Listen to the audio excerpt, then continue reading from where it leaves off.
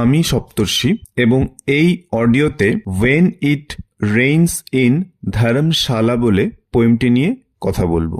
কবিতাটা লিখেছেন তেনজিন সুন্দু। যে ধর্মশালা মানেই প্রাকৃতিক সৌন্দর্যের একটা জায়গা। রণবীর কাপুর তার রকস্টার বলে যে সিনেমাটা করেছিলেন তার কিছুটা অংশ এই ধর্মশালাতেই শ্যুট হয়েছিল।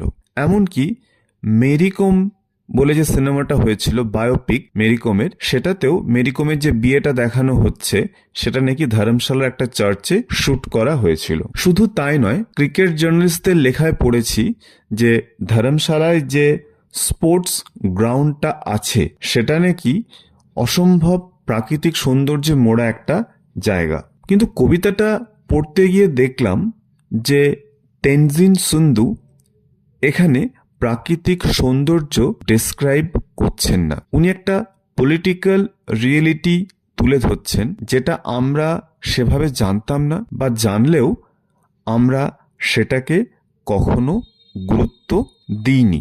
সুতরাং কবিতাটা শুরু করার আগে আমাদের কনটেক্সটটা সেট করে নেওয়া দরকার, যে কোন কনটেক্সট থেকে এই কবিতাটা উঠে আসছে। আমরা যদি ইন্ডিয়ার ম্যাপটা একটু ভালো করে দেখি তাহলে দেখব যে ইন্ডিয়া আর চায়নার মাঝে এক ফালি ছোট্ট একটা দেশ আছে, সেটা হচ্ছে টিবেট। এবং টিবেটের ওইদিকে রয়েছে রিপাবলিক অফ চায়না। চায়না যেটা করেছিল 1959-এ, যেটা একেবারে পিক করে, সেটা হচ্ছে যে তারা টিবেটের অনেকটা অংশ দখল করে নিচ্ছিল এবং টিবেটের মানুষজনেরা যে আপরাইজিং বা রিভোল্টটা করেছিল সেটাকে দমন করেছিল। অ্যাজ এ রেজাল্ট তারা যে টিবেটান মানুষজন তাদের উপর রীতিমতো অ্যারেস্ট, নানা রকম টর্চার চালাচ্ছিল। সেই কারণে টিবেটের মানুষজনেরা পালিয়ে আসতে থাকে। তারা কোথায় পালাবে? তারা ইন্ডিয়াতে মাইগ্রেট করে চলে আসে এবং ইন্ডিয়া তাদেরকে জায়গা দেয়, যেটাকে বলা হয় পলিটিক্যাল অ্যাসাইলাম। 1959 সালে এই ব্যাপারটা ঘটে। দালাই লামা এবং সেখানকার সমস্ত লোকজন টিবেট থেকে হিমাচল প্রদেশে চলে আসতে থাকেন এবং একটা সংস্থা বা গভর্নমেন্টও গঠিত হয়, এস্টাবলিশড হয়, যেটার নাম দেওয়া হয়েছিল সেন্ট্রাল টিবেটান অ্যাডমিনিস্ট্রেশন, বা এটাকে অনেকে বলে টিবেটান গভর্নমেন্ট ইন এক্সাইল। তা এই সংস্থাটা কিরকম? এই সংস্থাটা হচ্ছে এটা একটা গভর্নমেন্ট, একটা administration for Tibetans living outside Tibet, মানে যারা টিবেটের বাইরে থাকে তাদের দেখাশোনার জন্য, তাদের প্রোটেকশনের জন্য যে গভর্নমেন্ট। আর এই গভর্নমেন্টটার হেডকোয়ার্টার কোথায়? এই ধর্মশালাতে। এবার যেটা বহুদিন ধরে দেখা গেছে যে এই যে মানুষগুলো চাইনিজ মিলিটারি বা চাইনিজ গভর্নমেন্টের অত্যাচারের ভয়ে ইন্ডিয়াতে চলে আসছে, তাদের তো কোনো দোষ ছিল না।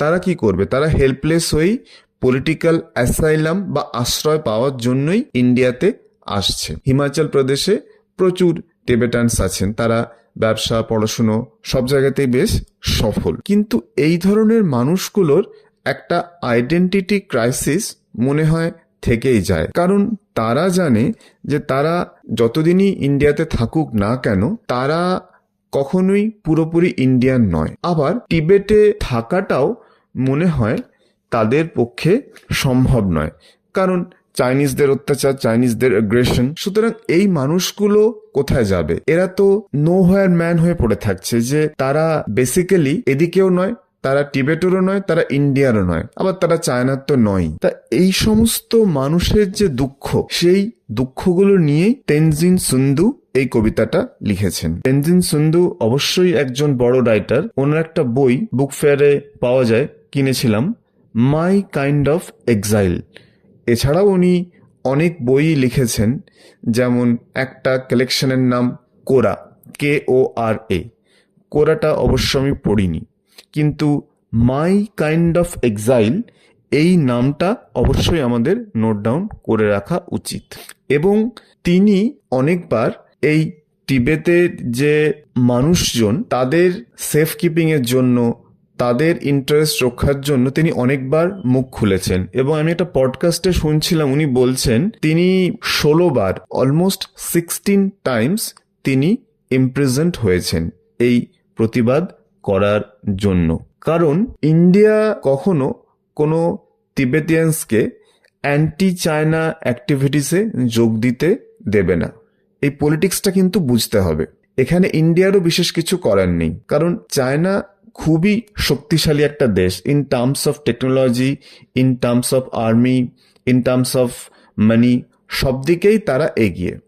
সুতরাং ইন্ডিয়া বা ইন্ডিয়ান গভর্নমেন্টের পক্ষে এটা পসিবল নয় যে তারা চায়নাকে অফেন্ড করবে বা চ্যালেঞ্জ করবে। এবং এই যে টিবেটান মানুষজনদেরকে আশ্রয় দেওয়া হিমাচল প্রদেশে বা ধর্মশালাতে, সেটা নিয়েও চায়নার সাথে ইন্ডিয়ার টেনশন আছে। এবং ইন্ডিয়া জানে যে চাইনিজ গভর্নমেন্ট নানা অন্যায় করছে, যে কারণে এই টিবেটের মানুষজন পালিয়ে আসতে বাধ্য হচ্ছে। কিন্তু ইন্ডিয়ান গভর্নমেন্ট একটা রুল করে রেখেছে যে তারা কোনো টিবেটের মানুষজনকে অ্যান্টি চায়না অ্যাক্টিভিটিতে পার্টিসিপেট করতে দেবে না। এবং এটা একটা যথেষ্ট ওয়াইজ ডিসিশন, কারণ এটা নিয়ে চায়না যদি ইন্ডিয়ার উপর রেগে যায়, সেটা ইন্ডিয়ার জন্য আবার ডিফিকাল্ট হবে।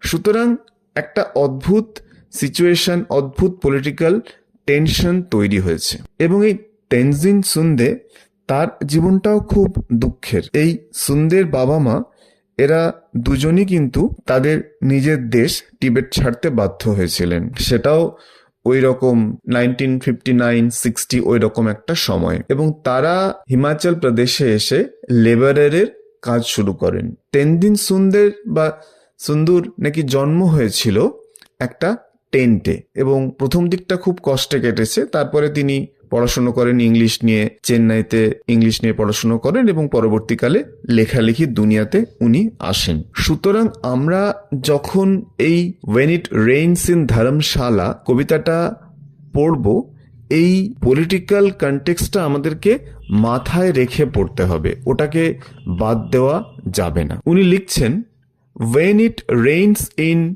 ধর্মশালা। আমি ধর্মশালা কথাটা এখানে শুধু ন্যাচারাল বিউটি ভাবলে চলবে না, এটাও ভাবতে হবে টিবেটান গভর্নমেন্ট ইন এক্সাইল। মানে ধর্মশালাটাই কিন্তু টিবেটান গভর্নমেন্টের কাইন্ড অফ হেডকোয়ার্টার্স। সুতরাং যখন আমি ধর্মশালা উনি বলছেন, তখন কিন্তু উনি টিবেটিয়ান রিফিউজিদের কথাও বলছেন। উনি বলছেন, when it rains in Dharamshala raindrops were boxing gloves।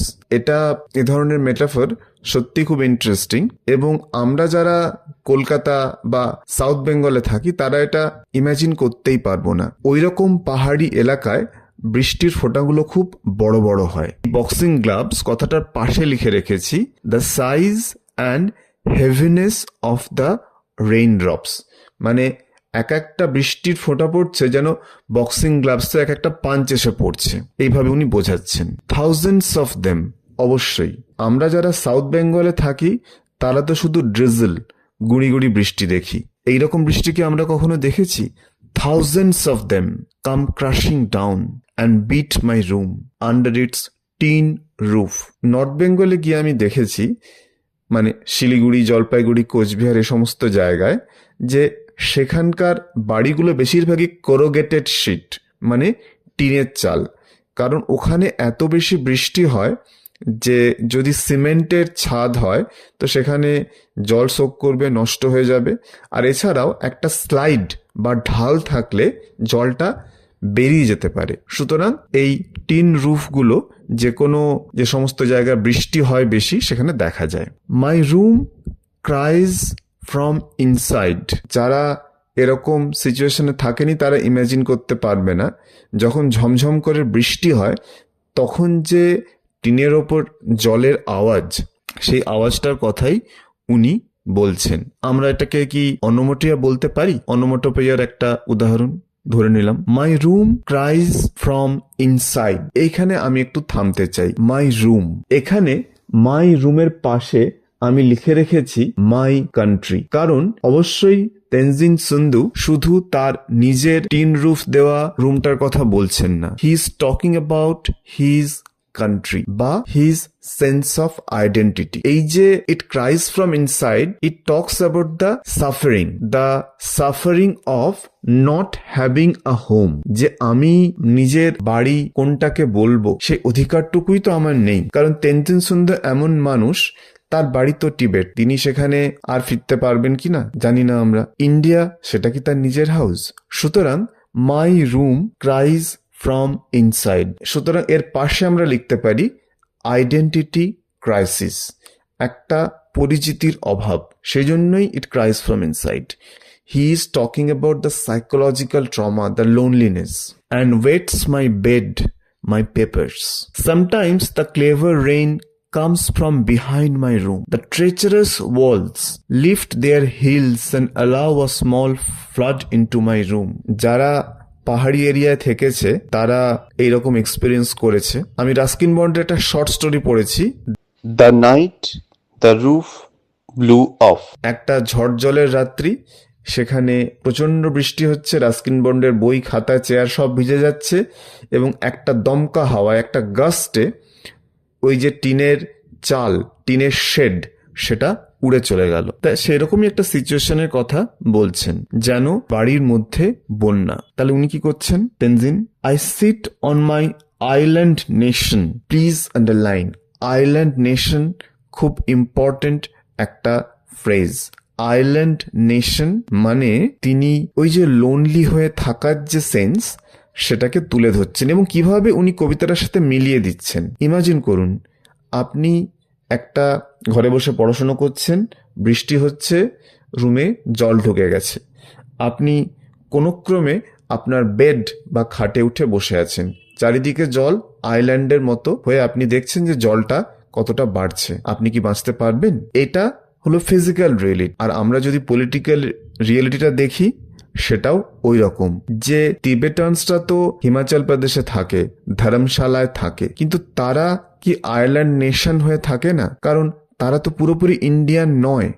সুতরাং they live in India, but they continue to live it as if they are living on an island, যেন তারা কোনো একটা আইল্যান্ড বা দ্বীপে রয়েছে, সেই ফিলিংসটা থেকে যায়। They fail to assimilate. পুরোপুরি অ্যাসিমিলেশন তো কখনো সম্ভব হয় না। I sit on my island nation bed and watch my country in flood. Notes on freedom, memoir of my present days, letters from college friend, crumbs of bread and Maggi noodles rise sprightly to the surface like a sudden recovery of a forgotten memory. জল যদি বেশি ঢোকে, অবশ্য এটার জন্য আপনাকে ধর্মশালায় গিয়ে থাকতে হবে না। আপনি যদি কলকাতায় কলেজ স্ট্রিটে থাকেন অগস্ট সেপ্টেম্বর মাসে, তাহলে এই এক্সপিরিয়েন্স আপনি করতে পারেন যে আপনার রুমে জল ঢুকে গেছে এবং আপনি কোনো ক্রমে খাটে বসে আছেন, আপনার বই খাতা ল্যাপটপ, আপনার মোবাইল চার্জার, আপনার স্লিপার্স সবই জলে ভাসছে, সব এক এক করে উঠে আসছে। এখানে কি উঠে আসছে? এবং আরেকটা জিনিস আমি বলতে চাই, মাই country in flood. My country in flood এর পাশে লিখে রেখেছি মাই কান্ট্রি ইন ডিস্ট্রেস। যন্ত্রণায় রয়েছে আমার দেশ। সুতরাং ওই যে রুমটা ভেসে যাচ্ছে, শুধু তাই নয়, আমার দেশও কষ্টে ভাসছে। You have to read it like that. আর কোন কোন খাতা, কোন কোন লেখা ভেসে যাচ্ছে? নোটস অন ফ্রিডম, পাশে লিখে রেখেছি আয়রনি। অবশ্যই যে মানুষটা নিজের দেশ কি সে জানলো না, তার ফ্রিডম সম্পর্কে জেনে কি হবে, এটাই উনি বলতে চাইছেন।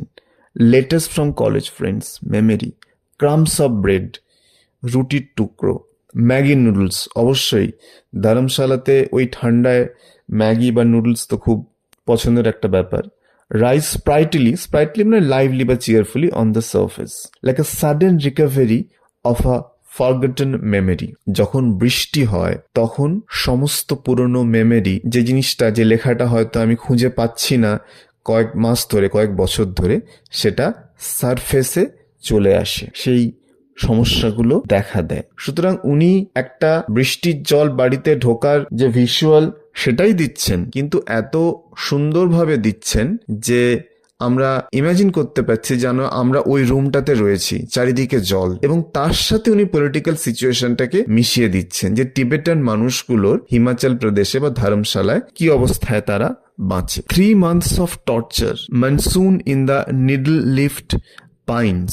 পাইন গাছ যে কোনো হিল রিজনে পাওয়া যায়, ওই পাইন গাছের যে পাতাগুলো হয়, লিপস গুলো হয়, সেগুলো একটু শার্প হয়, নিডল লাইক হয়, ছুঁচের মতো দেখতে হয়। উনি সেটার কথা বলছেন। হিমালয়া রিন্সড ক্লিন, রিন্সড মানে পরিষ্কার করা। 3 মাস বৃষ্টির ফল পরে হিমালয় পরিষ্কার হয়ে গেল। গ্লিসেন্স ইন দ্য ইভিনিং সান, গ্লিসেন মানে ঝকঝক করা, লুক ফ্রেশ। আস্তে আস্তে মেঘ কেটে গেল, হিমালয়কে দেখতে পাচ্ছি। Until the rain comes down and stops beating my room, I need to console my tin roof who has been on duty from the British Raj. বাড়িটা বহু পুরনো, আর এই টিন রুফও বহু পুরনো। সে বহুকাল ধরে বৃষ্টির এই অত্যাচার শুরু করেছে, সেই ব্রিটিশ রাজের সময় থেকে। এবং উনি আরেকটা জিনিস মনে করিয়ে দিলেন এর সঙ্গে ইনডিরেক্ট, যে এই যে চাইনিজ প্রসিকিউশন, চাইনিজদের অত্যাচার, এটা কিন্তু নতুন জিনিস নয়, সেই ব্রিটিশ রাজের সময় থেকেই টিবেটানসরা সাফার করে চলেছে। This room has শেল্টার্ড many homeless people, এখানে উনি সরাসরি বলে দিচ্ছেন this room, this Himachal Pradesh, this Dharamshala has protected, sheltered many homeless people from Tibet. এখন এই রুমে কারা থাকে?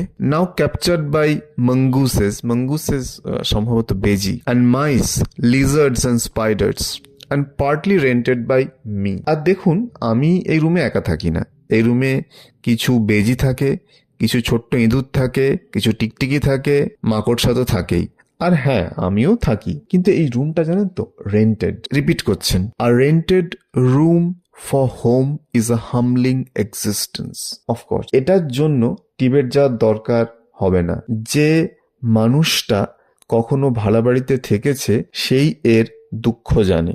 নিজের বাড়ির একটা আনন্দ তো আলাদাই, কিন্তু তেনজিন সুন্ডু বারবারই মনে করিয়ে দিচ্ছেন যে India is a rented room for him or for all the Tibetans who migrated from Tibet to Himachal Pradesh or to Dharamshala. সুতরাং এই যে উনি rented কথাটা বারবার বলছেন, he is repeating the word rented to show his state of homelessness, যে তিনি homeless, এই ব্যাপারটাকে তুলে ধরার জন্য উনি rented কথাটা বারবার বলছেন। সুতরাং রেন্টেডের পাশে আমরা লিখে রাখতে পারি নট পার্মানেন্ট, নট স্টেডি। এবার উনি ছোট্ট টাচে আর একটা ক্যারেক্টার আনছেন, my Kashmiri landlady at 80 can't return home. ওনার যে ল্যান্ডলেডি সে কাশ্মীরি এবং তার বয়স 80। এইখানে এই যে কাশ্মীরি কথাটা আনলেন, আমার মনে হয় এটা অ্যাক্সিডেন্টাল বা অফ হ্যান্ড নয়। আমরা জানি যে কমিউনাল রাইট, পলিটিক্যাল ভায়োলেন্স, এ সব কারণে অনেক কাশ্মীরিকে তাদের কাশ্মীর যে হোম টাউন বা স্টেট সেগুলো ছেড়ে যেতে হয়েছে। সুতরাং এই যে দুঃখ, এটা শুধু পোয়েটের একার নয়। এই যে মহিলা কাশ্মীরি যে ল্যান্ডলেডি, যার বয়স 80, তিনি আর কাশ্মীরে ফিরে যেতে পারবেন না। Not because she is 80 years old, probably she doesn't want to, কারণ কাশ্মীরের পলিটিক্যাল সিচুয়েশন এখন যেরকম, ওনার আর হয়তো ফেরা হবে না। সুতরাং এখানে ল্যান্ডলেডি আর টেনেন্টের মধ্যে একটা বেশ মিষ্টি লাভ অ্যান্ড হেট সম্পর্ক। তিনি বলছেন, we often compete for beauty, Kashmir or Tibet. হয়তো ওই এজেড মহিলার সঙ্গে মাঝে মাঝে পোয়েটের তর্ক হয়, একটা প্লেফুল তর্ক হয় যে কাশ্মীর বেশি বিউটিফুল না টিবেট বেশি বিউটিফুল। এবং আমি ইমাজিন করতে পারছি এই তর্কের শেষে দুজনেরই মন খারাপ হয়ে যায়, কারণ তারা তাদের হোম বা বাড়িতে কোনোদিনই আর ফিরতে পারবে না। Every evening I return to my rented room, প্রত্যেকটা সন্ধেবেলা আমি রেন্টেড রুমে ফিরে আসি। But I am not going to die this way, কিন্তু বিশ্বাস করুন এভাবে আমি মরবো না, মরতে পারি না। There has got to be some way out of here, এই সিচুয়েশন থেকে আমাকে বেরোতেই হবে। এতক্ষণে পোয়েটের মধ্যে যে রেবেল, যে অ্যাক্টিভিস্ট, সে বেরিয়ে আসছে। I cannot cry like my room. I have cried enough in prison in small moments of despair. অবশ্যই এতবার imprisoned হয়েছেন, এত যন্ত্রণা পেয়েছেন, উনি এত সহজে তো গিভ আপ করবেন না। There has got to be some way out of here. He is repeating himself. I cannot cry. My room is wet enough. আমার আর কান্নারও জায়গা নেই। আমি যথেষ্ট কষ্ট পেয়েছি, যথেষ্ট দুঃখ পেয়েছি। It is the time to reclaim my right. এই কনভিকশনের সঙ্গে এই কবিতাটা উনি শেষ করছেন। কবিতাটার ডিস্টিংক্ট তিনটে ফেজ আছে। প্রথম পার্টে দেখে মনে হয় যে উনি একটা বৃষ্টির সন্ধ্যের কথা বলছেন ধর্মশালা। তারপরে আমরা বুঝতে পারি he is not only talking about the rain, he is talking about this problem of existence, this problem of identity. এবং থার্ড ফেজে আমরা দেখি পোয়েট কিন্তু রীতিমতো অ্যাগ্রেসিভ হয়ে উঠছেন, যে অ্যাগ্রেশন ওনার কথায় এবং কাজে পাওয়া যায়।